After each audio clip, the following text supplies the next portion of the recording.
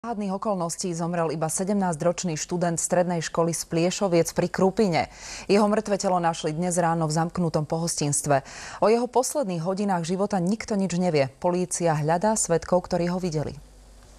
Nešťastie sa stalo za dverami tohto malého pohostinstva v Pliešovciach. Bezvládne telo iba 17-ročného chlapca našiel skoro ráno majiteľ.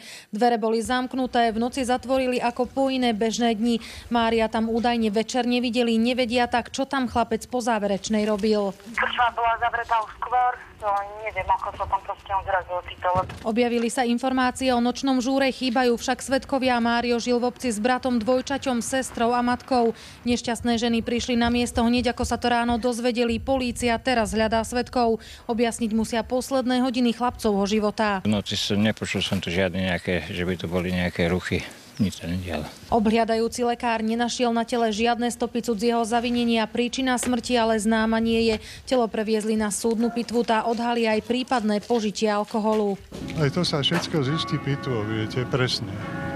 Nedá sa dopredu takéto niečo konštatovať. Vyšetrovateľ začal trestné stíhanie vo veci príčinu usmrtenia. Je to druhé podozrivé úmrtie tínedžera. V tomto týždni pred 2 dňami našli mŕtvého 18-ročného Martina. So spolužiakmi bol na brigáde pri Novej Bani. Kamaráti ho ráno nevedeli zobudiť, podľa záchranárov sa udusil. Je to strašné, však nemám slov k tomu vážne. Polícia však nemá ani v tomto prípade žiadne nové informácie. Stále čakajú na výsledky súdnej pitvy. Pre televíziu Joj Katarína Kováčiková. Ukrajinci si dnes od rána